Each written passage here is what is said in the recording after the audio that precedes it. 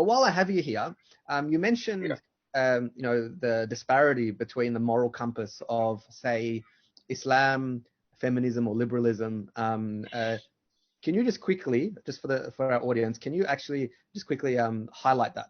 Highlight where the difference is, what the Islamic moral compass is, and then contrast it with one of the other two that you mentioned. I think really on an academic level, if we were to kind of like do a whole explication, it would be nuanced and difficult. But to make it simple to the audiences now, really and truly, there are areas of conflict, especially when it comes to second wave feminist conceptions and Islam. So second wave feminist conceptions would, in the writings, it's very clear that, you know, the institution of motherhood and the family and all of that stuff is, if not ridiculed, is seen as oppressive, really and truly. It's seen as oppressive. So obviously that's counter to the Islamic narrative, because the family is seen as central. That's one clear example. Now, the status of a woman, or let's say as an equal, that's something which is, once again, it's differently conceptualized in the Islamic paradigm as opposed to the feministic paradigm. So the second wave feministic paradigm would say that actually, you know, despite biological and anatomical differences, we should be treated the same. Whereas the Islamic paradigm will say, look, you know, spiritually we're the same. Yes. In terms of doing good deeds, we're the same. Yes. In terms of both of us, you know, generally obeying the same laws. Yes, but there are exceptions. So the paradigm would start with a different premise, which is different things should not be treated the same. Whereas the second wave feministic paradigm is different things should be treated the same. We say different things should be treated differently.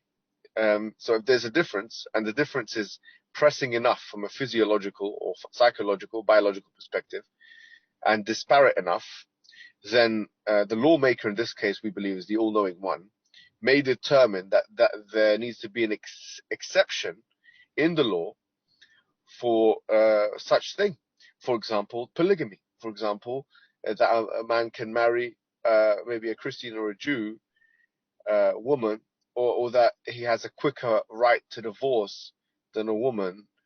All of these things which are differential in the Islamic paradigm when it comes to law. But when I'm saying them now, many of your viewers will probably, their heart will be struck with doubt, because already they think, should that be the case? I mean, should that really be the case that a man can marry 4 women, or that, you know, that a man can marry a Christian or a Jewish woman and a woman can't do so? You know, generally speaking, there are some discussions about if a you know, a convert woman has a husband who's a Christian and so on, and what happens then when they both convert? Is the marriage nullified or not? That's a different jurisprudential discussion, but should that be the case, and so on. And these differences in the Islamic rulings, people would object to them. And why would they object to them? And why would it cause such doubt in their hearts and minds? And the reason why it will is because, once again, they think they know what's right. And it's based on a faulty premise. The whole premise is different things should be treated the same. That premise is actually unjustifiable and unprovable, but it's something which became very popular in the 1960s, as we said, in the West, and became quickly proliferated into schools, educational systems, media outlets, Hollywood, songs, everything. I mean, you know, so the notion of equality, as understood by second wave feminists, was so much entrenched into the psyche of Western man and woman, that now the paradigm has shifted. And when someone comes to read, you know, Surah An-Nisa, or, you know, verses of the Quran which talk about these differences, then they're struck with that. But the wrong way of arguing against this as a Muslim is to say, well, actually this and actually that, and try and justify using the feministic paradigm. The right way of arguing is to show the futility and weakness of the feministic paradigm in the first instance, and to show actually this is an unprovable, axiomatic type postulation, the idea that different things should be treated the same.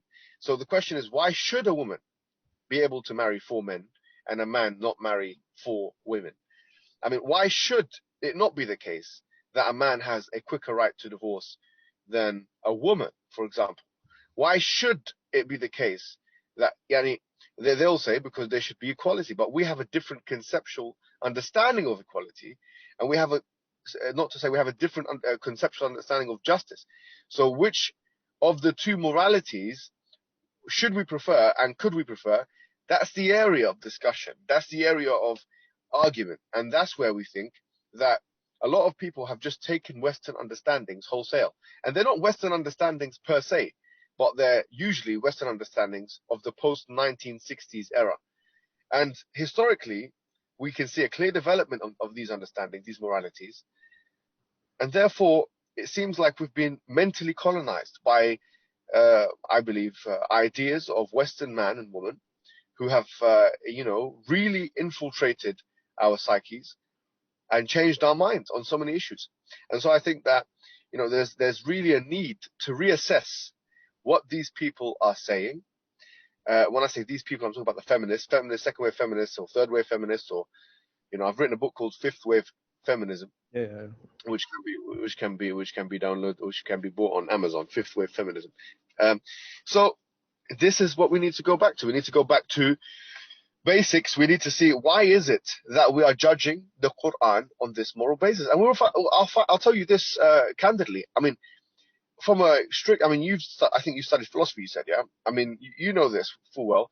Second wave feminism has a very weak epistemological basis. It doesn't have anything to offer, really, for, like, in terms of justification. It's not like it has stellar scientific arguments. In fact, much of the time it's opposed to science. Much of the time there's conflict between second wave feminists and scientists. And much of the time, third wave feminists in particular have completely gone against scientific consensuses. Mohammed, see, with this is that there's this discussion that you're having, and mashallah, it's really detailed. But for people on the ground, right, they equate feminism with liberalism, and they just put the whole thing in the same basket, right? As opposed to, the first, second wave, all that sort of historical details. The average person on the ground isn't really in tune with that. Even feminists or Muslim feminists, this is stuff that they haven't really interacted with or engaged with on an intellectual level. And I think something that a lot of people like to listen to from you is that you're able to package all that, all the complicated detail stuff and make it like for a Muslim to consume that or understand that on a simple level. So, there's many Muslims that subscribe to feminism and say that it's just maybe it's a particular way of understanding a world that's built on certain patriarchal structures. Of course, it's got its own history. Yeah.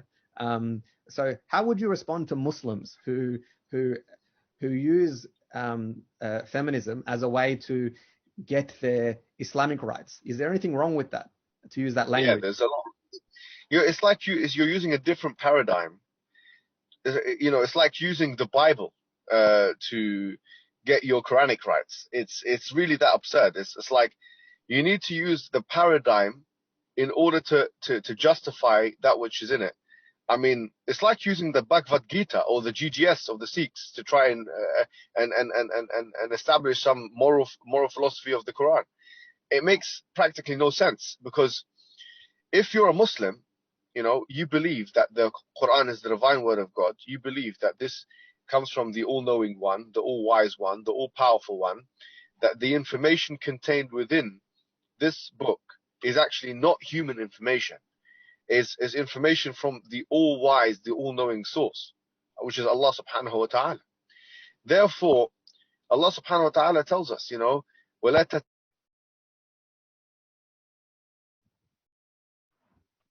وَلَا تتمنوا ما فضل الله به بعضكم على بعض للرجال نصيب مما اكتسبوا وللنساء نصيب مما اكتسبن. Don't wish what the other one has. For men is a portion of what they have earned, and for a woman is a portion of what they have earned. So in other words, the Quranic paradigm is like quite clear on these issues, in so much as it's as if Allah is saying, and He does say this, ألا يعلم من خلق وهو اللطيف الخبير. Does he not know what he created, and he is the he is the all subtle and all aware. So God knows what he created. He knows the physiological, the psychological, the biological complexities of human being. He knows how they entangle with each other, how they disentangle with each other, how they interact with other people, what is the most efficient and effective way of dealing with human beings. He knows the psychological realities. He knows the sociological realities. He knows the historical realities. Therefore, the prescriptions of the Quran are the most pristine and calculated and sophisticated and computed, prescriptions, injunctions, commandments that you can ever get. There's nothing more efficient than the Quranic rulings. Therefore, to invoke, second wave feministic conceptions, which in fact, in many cases, like I said before, go against the Quranic rulings, is actually a counterintuitive thing to do. So to get Islamic rights using feminism, I would say it's like getting Christian rights using the Bhagavad Gita, or it shouldn't make sense. And this is the elusive nature of political philosophy. The thing about political philosophy, which I've spent a great deal of time of my life studying, a long time of my life studying this, is that it takes the form of something that is not religious, and therefore it can be consumed in contradistinction with religion. So you can be a feminist Muslim. The truth is, we should conceptualize second wave feminist conceptions, liberal, and you're right to say that for the most part in the West, most feminists are liberal feminists. I mean, there are Marxist feminists, but you're correct. I mean, most feminists are liberal feminists, and so on. So this should be seen, liberal feminism should be seen as a religion in its own right. Of course, this goes back to the question of what is religion?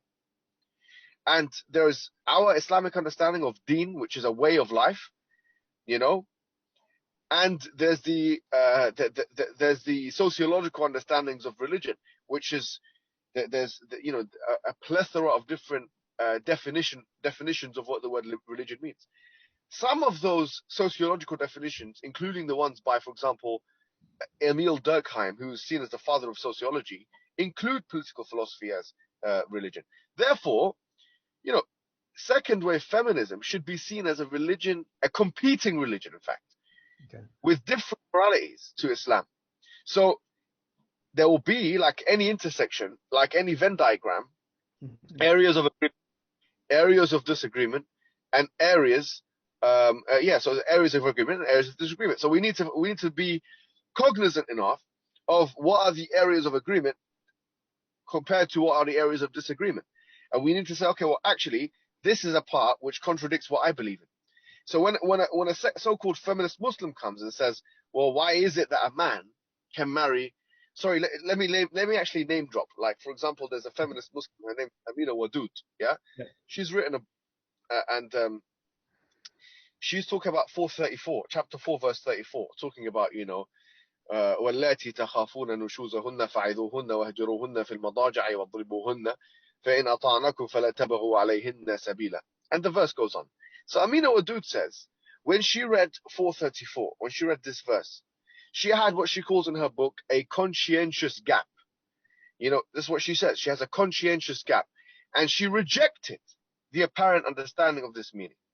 Now, for me, if she's saying, she has the bravery and audacity to say, because of a paradigm which has been borrowed or she's lent from the Western world, she has the audacity as a Muslim, so-called Muslim, to in fact challenge the Quran with that. I'll say, well, where is your Islam? Your allegiance now has, in this instance at least, sided with a morality which is contradictory to the Islamic morality. So I would say, فَلَا وَرَبِّكَ لَا يُؤْمِنُونَ حتى يحكموك فيما شجر بينهم ثم لا يجدوا في أنفسهم حرج مما قضيت ويسلموا تسليما. That, I would remind her of the verse which says, by Allah, by your Lord, they don't believe until they make you the judge, i.e. the Prophet Muhammad, the judge of what disputes they had between them, and then they don't find any resentment or anger in what you have judged, and they submit to this in willing submission. So if you don't fit that category, then really you've got to ask yourself, what idol have you created for yourself, which is outside the Islamic paradigm, which is in fact contradictory to it, and could lead to, if it hasn't already led to, your apostasy from Islam for all intents and purposes, because you've rejected the message of Islam, at least in some instances. And so this is a critical aspect of the utmost importance for Muslim communities. That's why the Quran says. Yeah. One more thing, the Quran says, أَفَتُؤْمِنُونَ بِبَعْضِ الْكِتَابِ وَتَكْفُرُونَ بِبَعْضٍ فَمَا جَزَاءُ مَنْ يَفْعَلُ ذَلِكَ مِنْكُمْ إِلَّا خِزْيٌ فِي الْحَيَاةِ الدُّنْيَا وَيَوْمَ الْقِيَامَةِ يُرَدُّونَ إِلَى أَشَدِّ الْعَذَابِ وَمَا اللَّهُ بِغَافِلٍ عَمَّا يَعْمَلُونَ. So, do you believe in parts of the book and reject other parts of the book?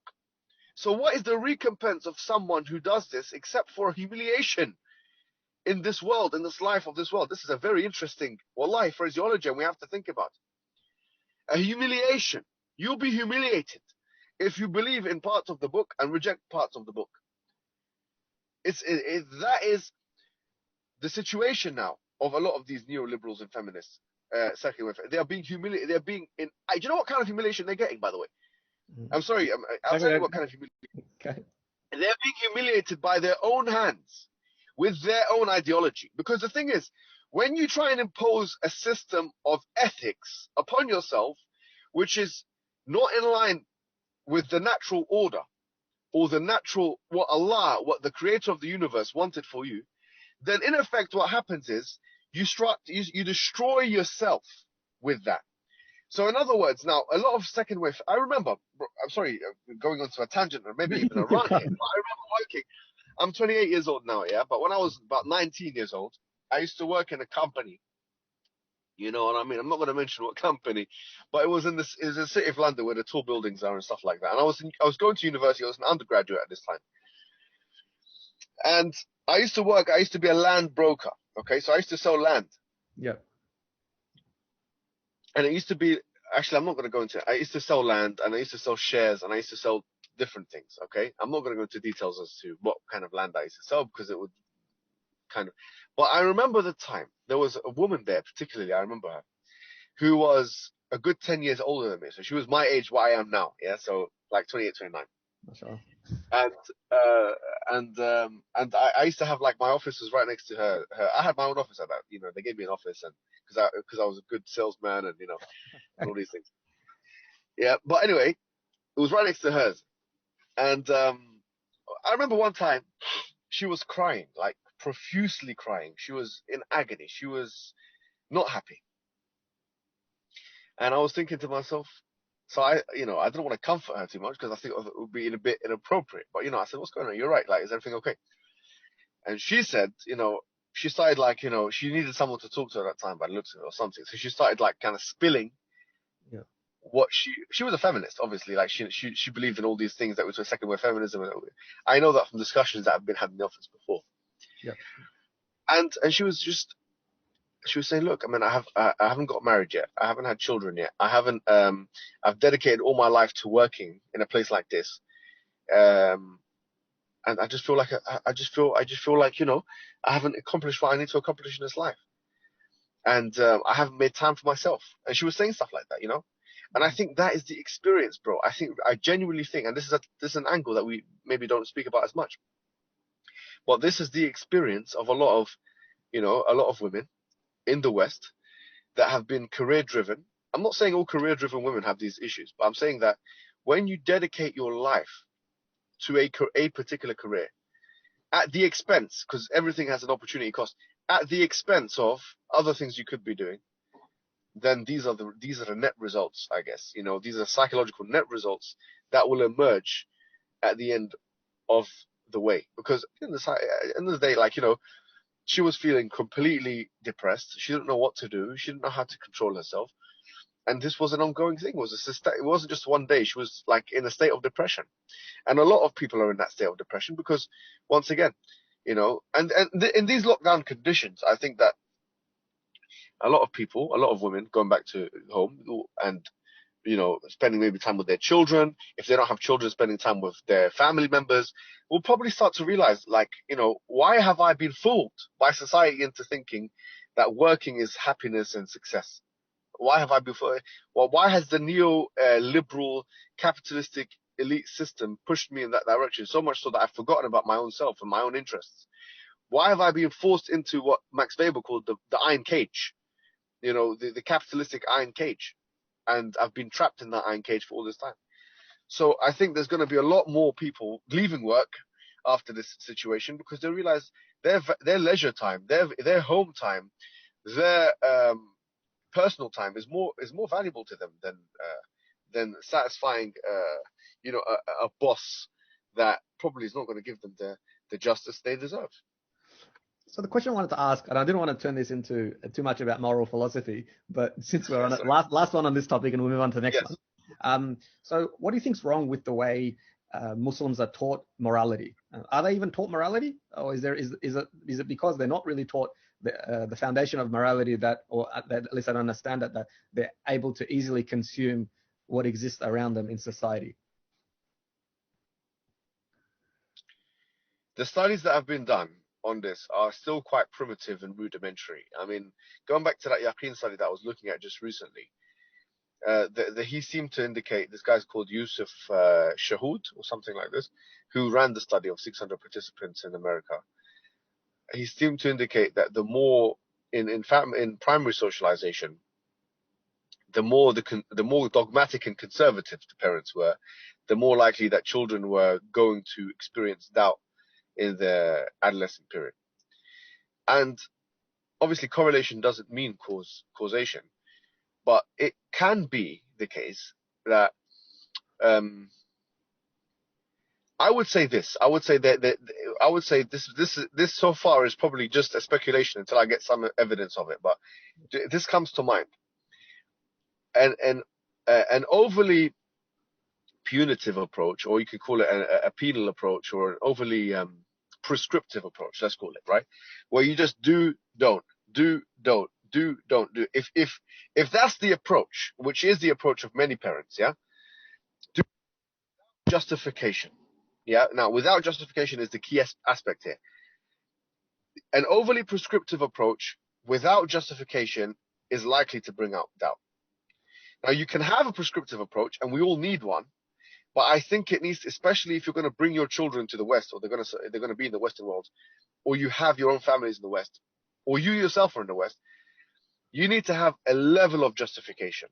And that's not aib. It's not, as we say in Arabic, it's not like a aib. It's not an embarrassing thing for a parent to have to sit down sometimes and justify, you know, using argumentation, using logic, using rationality, using whatever you want to use, you know, common sense, as much of it as you can, to try and persuade. There's a persuasive element, a convincing element, not just an informative element. Because you can't have prescription without persuasion. Okay? It doesn't work.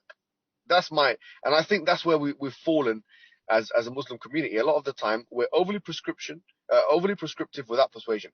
We see this with politicians now, you know, who know that if you want to tell your citizens to stay indoors, you have to persuade them that this is the right way. And you're going to give them the statistics, you're going to bring in the scientists, you're going to make your case. We are overly prescriptive as a Muslim community, and I would say the same probably thing applies to the ultra Orthodox Jewish community. There's very many parallels between the two communities in that regard. We're very prescriptive, but we're not persuasive enough. And I think what we need to do is we need to lower the prescriptive element and increase the persuasive element. I think that's what we need to do. I've got a really good question by one of the brothers here, and it says, please ask Mohammed Hijab regarding to what extent the community is responsible for losing ground to these ideologies. How would you respond to that? I would respond to that by looking at the data and saying that according to the data that we have in the Western world, there's 2 or 3 studies that have been done on this. Okay, so there's one which is a Pew Research study that has been done with 1,001 participants in America, and 22% of the people were Iranian, and many of them were people that spoke English as a second language. And the conclusion was that 23% of Muslims apostate in America. Now, that is a skewed conclusion, in my opinion. After looking at this and the methodology of this study in detail, I think this is a skewed, because we know, I mean, we can't say this on an academic level, but we know that Iranian Shiites are, to be honest with you, more likely, especially from Iran, more likely not to believe in Islam because of the political situations in Iran. You know, they've been oppressed by their governments and they associate Islam with their government. So Shah supporters, the supporters of the Shah, are most likely to have a bad taste in their mouth and to actually hate Islam altogether. And there's a big problem with racism in Iran as well, which relates to anti-Arab racism. So having a sample group of people with such a massive Iranian population, which are in it, from 1001, probably a third of it was Iranians or something like that, or from a quarter to a third, is problematic. When we look at the British, what you call the British attitude surveys, which are a little bit more, I would say, precise, they say that Islam has a 93% retention rate in England, which is actually, according to the British attitude survey, the highest of any group. Islam has the highest of any group, any religious group. The only group that comes close to it is, ironically, agnostics. You know, people that have, according to the British attitude surveys, the agnostics have a very similar chance, in Britain, of sticking. It's called stickiness or retention. In terms of conversion, because we said there's two things here. There's retention and there's conversion. So in America, the data suggests that there is apostasy, but not at the level which is being reported. That's what I would conclude.